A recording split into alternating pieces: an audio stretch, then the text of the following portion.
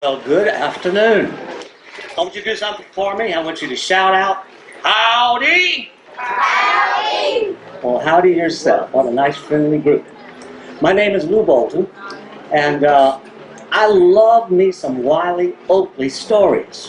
And Wiley has a rich tradition of storytelling right here in Sevier County. So I'm going to tell you a few of his stories, and I hope you will enjoy them. And they all will come from his book, Roamin and Rested. The first story is called The Cow Barn, and it involves Wiley and his wife, Rebecca. Well, before I tell the actual cow barn story, I'm going to back up and give you a little background to it first. Back in those days, back in the olden days, in the fall, Wiley and Rebecca started courting. That means like dating. And during that time, the farmers would harvest their corn crop, and there'd be a whole lot of corn, so a lot of the neighbors would come in and help them out. So this was a very good time for people to get together, and the youth especially liked it because it gave them a time to see the other boys and the girls. And also there was a custom that they really liked. If you were to shuck and find a red ear of corn, that meant you got to kiss your sweetheart. So they liked that. Another courting custom during that time was casting sheep eyes. Now that meant, if a feller had a hankering for a gal, he would try to get her alone, try to cut her from the herd, And he'd look up sort of shy-like at her with honeysuckle sweet eyes. And if she liked him, well, she would just cast those sheep eyes right back at him, those goo-goo eyes. And then they were off and running with courting. And he might be able to walk her home from church or go to visit at their cabin. Well, Wiley and Rebecca, they went a-courting and they went sparking and they decided to get married. Let me paint you a picture of their wedding. It took place in the Smoky Mountains in the winter, and it was in about 116 years ago. It was January the 19th, 1906.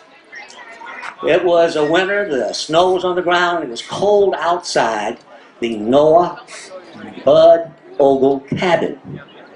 Now that's a beautiful old pioneer cabin that's been preserved by the park. It's up from Gatlinburg. Well, it was cold outside, but inside the fire from that roaring chimney and the fireplace was going, so everybody was warm. For the wedding, Wiley and Rebecca stood near the fireplace, and the flickering flame just sort of lit up the whole scene. Simple wedding. No flowers, no flower girl, no bouquet, no music, no ring. That came later. And but let me just say that maybe Rebecca, since she was born at Christmas time, maybe she put a sprig of holly and red berries in her beautiful blonde hair. So the minister of the gospel, he performed the ceremony and pronounced Wiley Manson Oakley and Rebecca Ann Ogle Oakley, husband and wife, until death do them part. Well, after some time, we don't know how long, they decided to go on their honeymoon, and they went to Scratch Britches Mountain. Now that was about 8 miles from Gatlinburg, and the nearest neighbor to that place was like, 2 miles away. So it was in a pretty isolated area. Well, it was not an easy walk to get there because it was not a well-used trail. So they had to go through rhododendron brambles, they had to go over creeks, over logs, but they finally got to Scratch Britches Mountain. And that's where they were to spend their honeymoon. Well, Wiley's father, his name was Henry, he had given Wiley some tools and some honey from his bee gums. So Wiley says of that time, it was our honeymoon, and we just had honey and more honey. Well, now, all of their life was not honey, however, because when they got to that cabin, they found that it was empty. I mean, there was no furniture, not a stitch of furniture. And so Wiley had to get busy and start making things. And he made the bed, corn-shut mattress, made a bureau, a dresser, things for the kitchen, a bowl, maybe some spoons and such, whatever they needed. And for food, he would go hunting in the woods because the bears and other wild animals were abundant. So that's where Wiley and Rebecca stayed for that time during that honeymoon with, Wiley called her his golden-haired bride of Scratch Britches Mountain. Well, now, honeymoons, as probably everybody knows, honeymoons never last forever. Same is true for Wiley and Rebecca. Wiley wrote in his book, and the story I think I told you is the cow barn. He said, well, one day Rebecca said something to me that, well, I just didn't quite like it. So I said to her, now, if you're going to talk to me that way, well, I'm just going to put my hat on and I'm going to go down to my dad in Gatlinburg, and you can do whatever you want. So Wiley went, got his hat, put it on, he got the door and he turned around and looked back. Maybe he was hoping for an apology. But Rebecca just stood there and smiled slightly and said, well, Wiley, I think you need to give me a lock of your hair, since you're going to leave me here in this mountain all by myself. And that really set Wiley off. He said, well, I got the matter then. So I went on out. Well, I had to go and I had to pass by the cow barn. We had got us a cow by that time. We needed that barn to protect her at night because the bears would come and get her. So I had to go down the trail by that cow barn. And by that time I was thinking, well, you know, that was mighty few words to leave that gal here in the mountains by herself. And maybe it ain't good and I ought to stay around to help her on out. So I decided to duck behind the cow barn and wait. And pretty soon I thought I would hear her coming down the trail. Well, Wiley said he waited and he listened for her walking and didn't hear a thing at all. He said I must have been there a half hour, or maybe up to an hour. And, well, I was getting tired. So I decided to go around the edge of the barn and take a look and see if she was making any effort to leave. Well, I walked over to the edge of the building there and I looked around the corner. And Rebecca was at the door. She stuck her head out and she said, Wiley, why don't you come on back? And Wiley said, well, I don't care if I do. I've just been waiting for her to ask me to come back. And he said, well, I went back and I stayed with Rebecca the rest of our lives. Now, Wiley ended up his story with some good advice for newlyweds. He said, now, these young people, now if they get married and have a little falling out, you know, they should never pass up the cow barn. They ought to stop and think about it a little bit. Well, you know, it just might save a lot of trouble that way. And it helped me out, and maybe it'll help them too.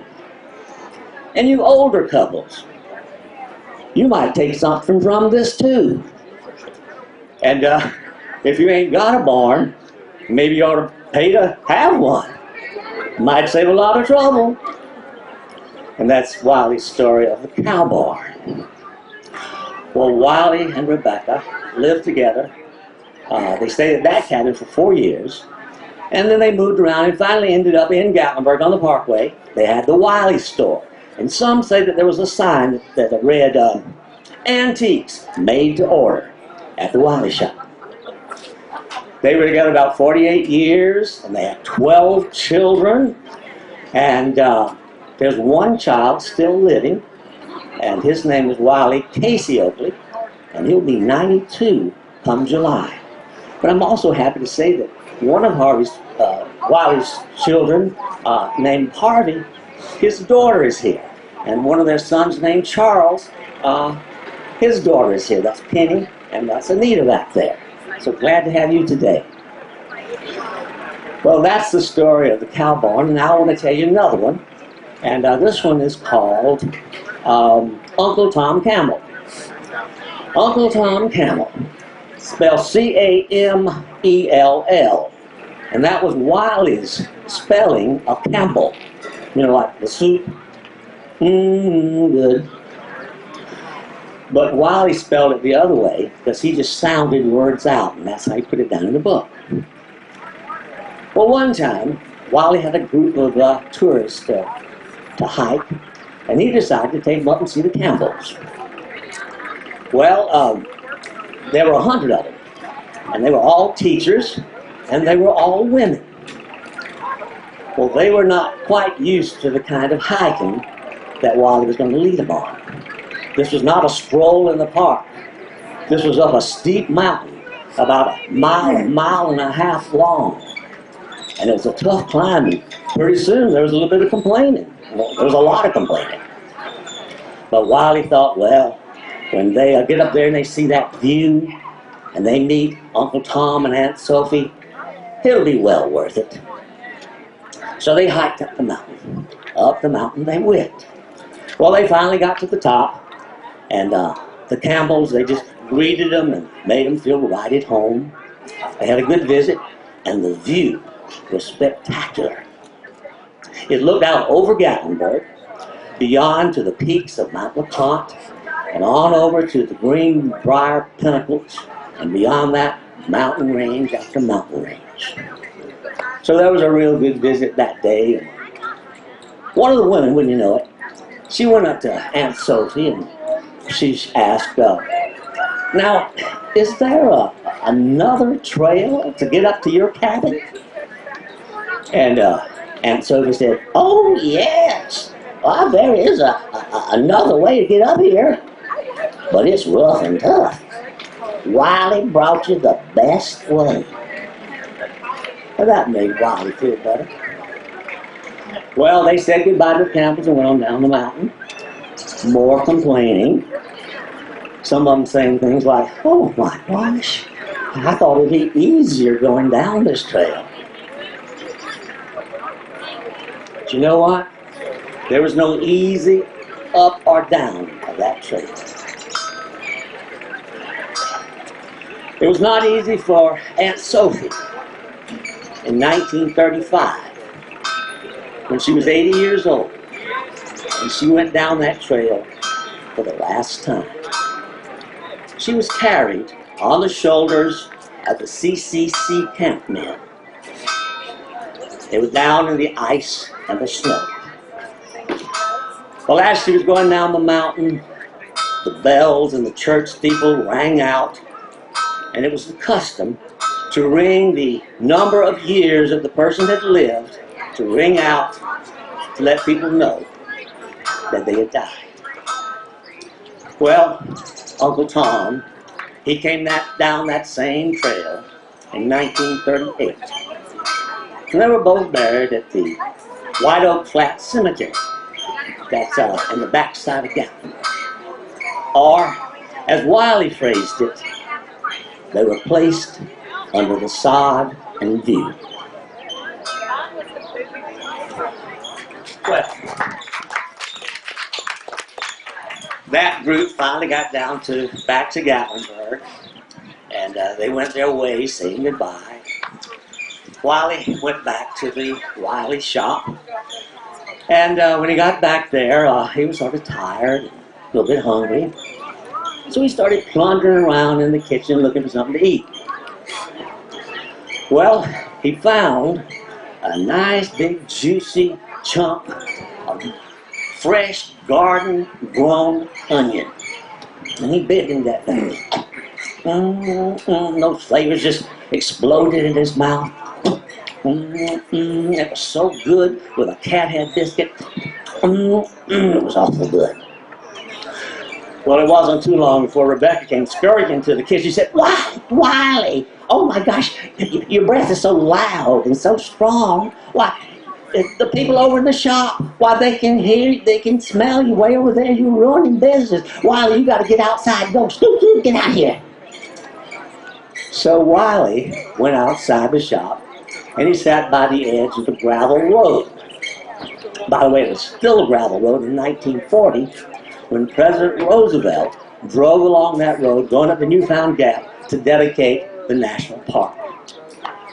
So Wiley was sitting out there, just enjoying the cool of the late afternoon, early evening, thinking back on his day and all the complaining that had been going on with the tourists and the teachers and then his wife. Well, a woman happened by.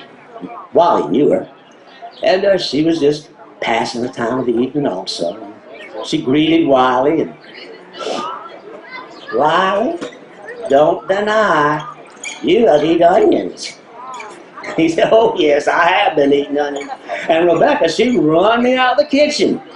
She said that I was running the people out the Wiley shop over there with my bad breath. So she sat down and joined Wiley, and they talked a little bit and passed the breeze. And Wiley mentioned that he'd been up to see the Campbells that day. And she was thinking and wondering.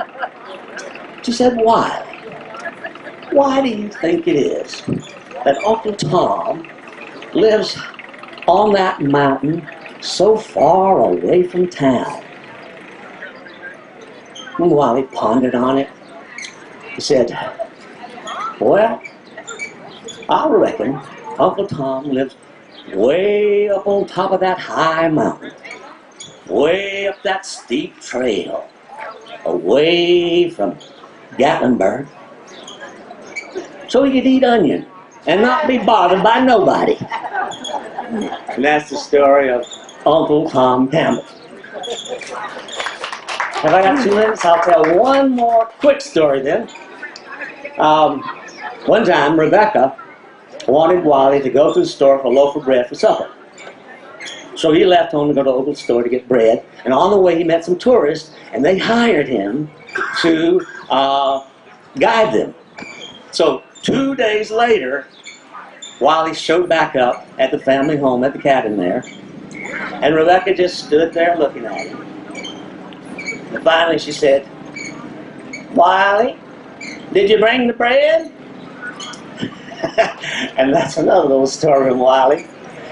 And if you've got some bread, if you've got at least $4, you can buy a copy of Roamin and Resting and enjoy more of Wiley Oakley's stories, and that's a bargain price because it's $7, it's $3 more at the Sugarlands Visitor Center. And also we have something free for you. A free book called Smoky Mountain Memories and Meditation, and this has been donated by the Harvey Oakley family. Their daughter Anita is sitting right back there, so there's one of these for each of you who'd like to have it over the table right over here. So after I shut up here, if you want to buy a book or have a free book, or if you have any questions about Wiley, stop by over there. And also, if you'd like to learn more about the Oakley family, go to Facebook. That's Wiley Oakley, Roamin Man of the Mountains. And I hope you'll enjoy that. Well, to close out, I will quote the chorus of a song about Wiley, written by Malcolm Link. It goes like this. Wiley Oakley was a mountain man. He told tall tales about his life, and he lives in story, he lives in song. He'll live in the mountains till the mountain's gone. Well, I hope you've enjoyed these little stories about Wiley and his heritage. Stick around for Burgertown Gap, and I hope they play those musical spoons before I go today. Thank you for being here.